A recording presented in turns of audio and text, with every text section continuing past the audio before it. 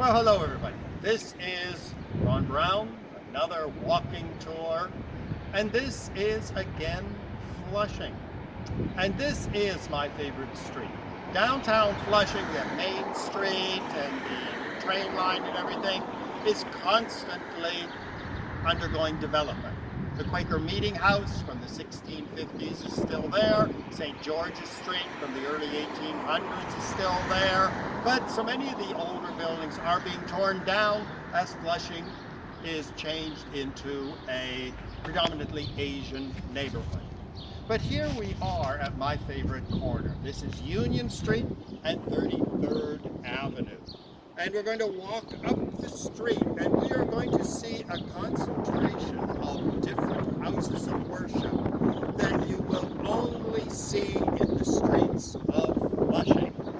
Remember, it was the Quakers who came here in the early 1600s who demanded the right of religious freedom for Christians, Jews, and even Muslims in their famous Flushing Remonstrance. Well, they influenced the First Amendment, they influenced American culture until today. But it is here on 33rd Avenue that we will really see the Flushing Remonstrance come alive.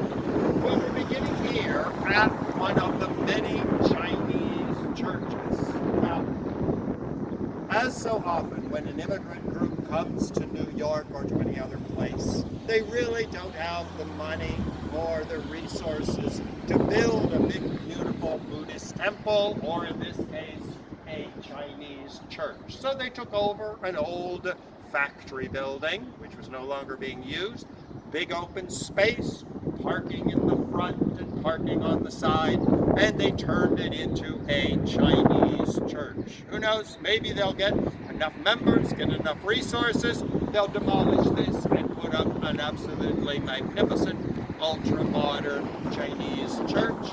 Well, it could happen. Every time I come to this neighborhood or walk around Queens, I see a building that I used to visit is no longer there, replaced by something else.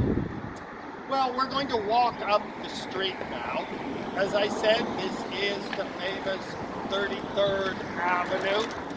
Over across the street, you can see a management facelift, herbal medicine, because any ethnic group, they bring their culture with them, not just their houses of worship, not just their temples or churches, but they transform a neighborhood, taking over older buildings and adapting them to their own use. So,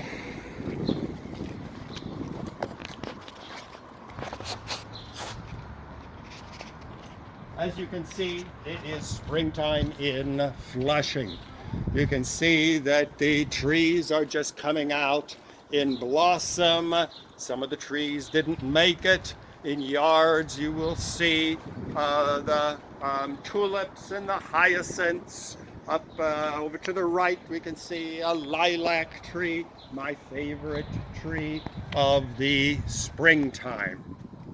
Now, across the street, we see a typical step one, I call it. When a new immigrant group arrives in New York, the very first thing they do is they'll buy a house and they'll turn the living room into a house of worship. And in this case, it is a Catholic mission.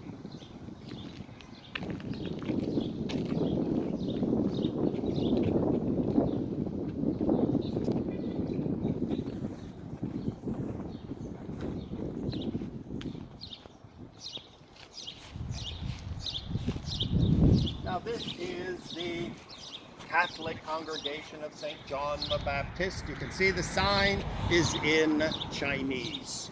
Well, there are not that many Chinese Catholics who have migrated to the United States or New York, so they just bought this house, which probably goes back to the early 1800s. You can see by the sloped roof.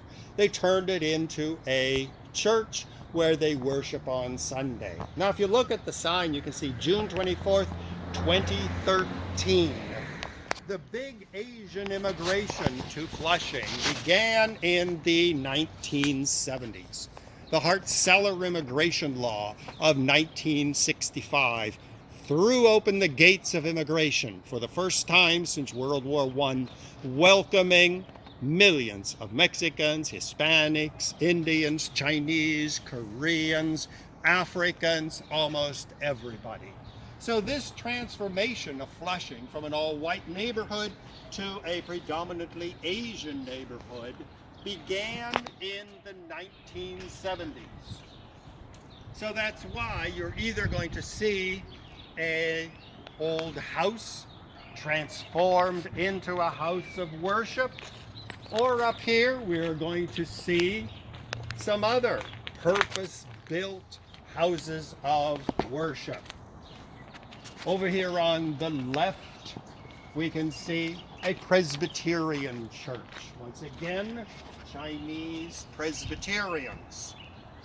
In China, as in Asia in general, you have your traditional Confucius, you have your Taoist, you have your Confucianist, and you have also the children of many of the Christian missionaries who went to Asia and established congregations.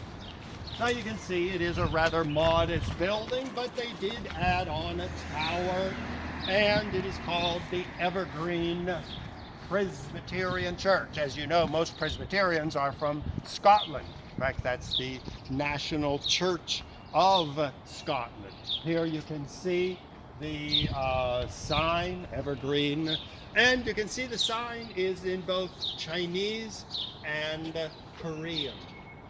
And so each ethnic group brings its own culture and religion with it. And what is remarkable for Flushing is right beside this church is a mosque. Now this is a typical Muslim style, Arabic style, with the dome, the big tall dome on the minaret, which is where they have the call to prayer by the clerics. You can see the main entranceway. Now here this is unique because is typical Central Asian architecture. This you would find in Uzbekistan, Tajikistan, Afghanistan, Pakistan, and Iran. Very strongly influenced by Iranian architecture. And actually, the people who worship here are from Afghanistan and from Pakistan. You can see the writing on the top. On the right, you see the Arabic word for Allah, and on the left, you see the inscription for Muhammad. Now, we are here in Flushing, and it is the time of the lockdown because of the virus which is ravaging the city. So most houses of worship are closed. Nothing is going to be going on. People will pray at home. Now, you can see on the entrance it says masjid, which is the Muslim word for mosque, but it also says Islamic Center. This is very typical of New York and of Flushing because when the Muslims from a particular area come over, they have certain traditions, even certain languages, which they would like to preserve. Even though they pray in Arabic, still they do, if Muslims from Pakistan will want to preserve their language and preserve their culture, preserve their food traditions, and so they will do everything they can to preserve their culture. Now, while we are here, if we look across the street where I'm pointing over here, there you see one of the very old buildings of Flushing. You can see the wooden shingles on the outside. At one time, it had wooden shingles on the roof. You can see the fireplace going up. Flushing, when it was Dutch and English, it was the Dutch town of Vlissingen, which gradually became known as Flushing. And it was a farm town. It was known for its fruits and vegetables, which the farmers would load onto their boats, and they would take them down to Manhattan. Flushing was an independent city. Now, this building right here is very typical of new immigrants. We call these the McMansions in Queens. Various neighborhoods have them, where people who have come over end up becoming well-to-do, and the first thing they're going to do is to build a McMansion. Now we are coming up here to another exciting intersection, which is my favorite intersection on this street, and this is 33rd Avenue and Parsons Avenue. Here on the left we see another Korean building. I don't know whether it's a church or an office building. Straight ahead, oh there we go, Acupuncture and Herbs. This is part of the Korean culture, where the people bring not only their religious beliefs, but acupuncture and herbal medicine is part of the tradition. Now, right down here, we will view a very interesting house of worship. Over here, this is a Korean Roman Catholic Church.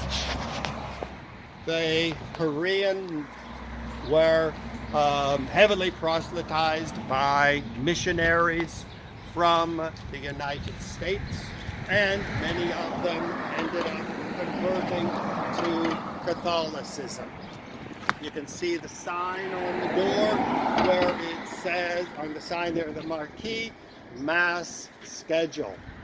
Now, typical Flushing, look closely. It says Sundays, 8 o'clock Korean, 9:30 English, 11 Korean, 12:30 English, 6 o'clock Korean.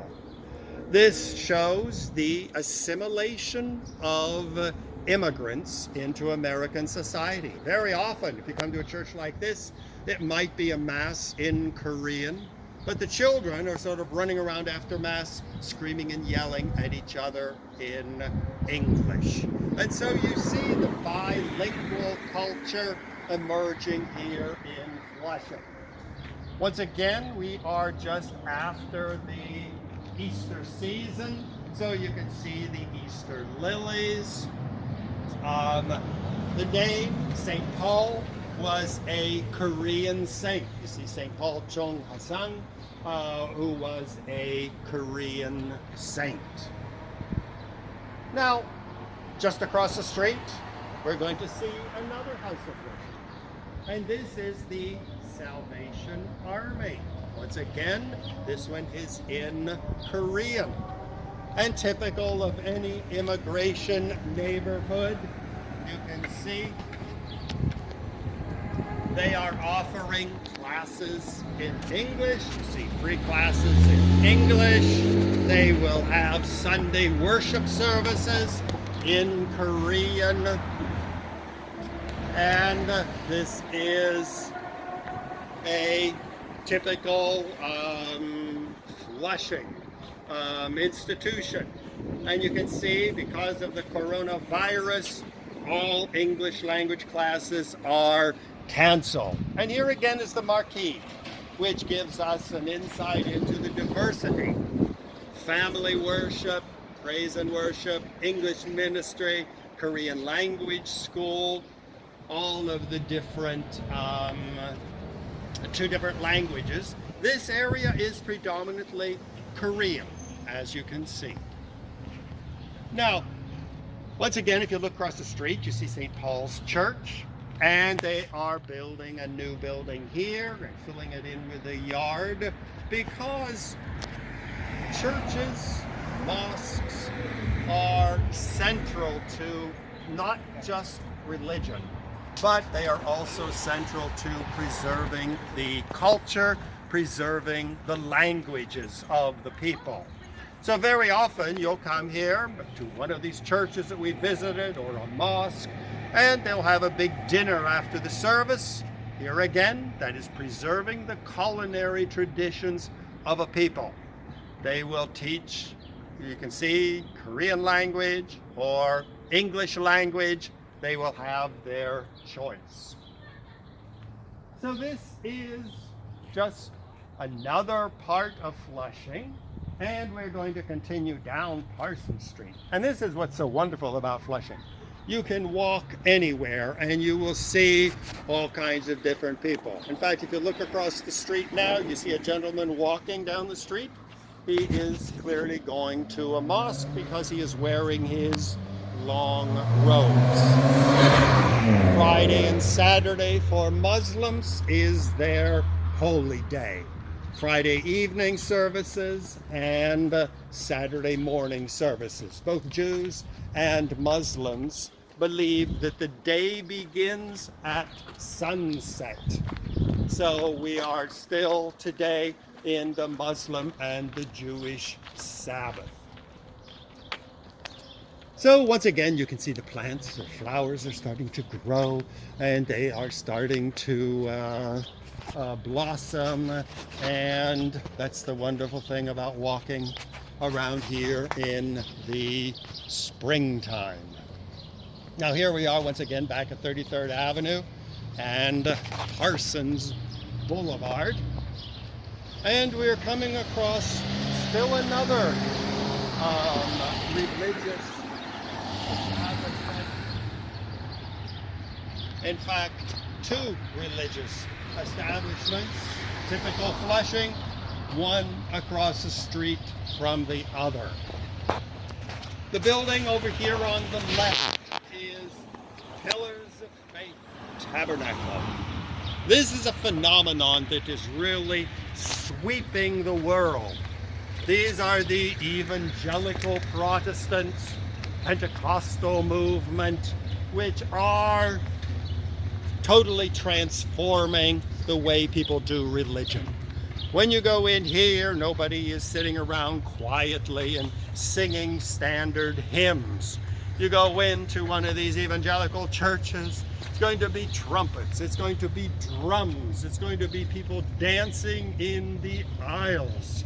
It is going to be, as the sign says here, a spirit-filled Christian church where the Word is God is demonstrated. Meaning, if you believe in Jesus Christ, you are going to be out dancing in the aisles, singing full volume. This is a phenomenon in Latin America. In fact, countries like Brazil are now 50% evangelical Protestant, and the Catholic Church is dwindling. The current president of Mexico is an evangelical Protestant, once again breaking with the Catholic Church and becoming a new type of Christian. Now these are modern. I mean, this is new way of doing religion. They have their website. They have their phone number. They have Friday prayer and Sunday services. Well, this is a brand new, you can see the architecture, a new way of doing religion. But if we look across the street, we see the Jehovah's Witnesses, an American church founded here in the United States during what we call the Second Great Awakening. Once again, sending missionaries all over the world, converting people, and many of them migrated.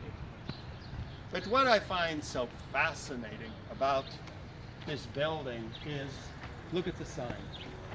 Chinese, Korean, English, and Spanish.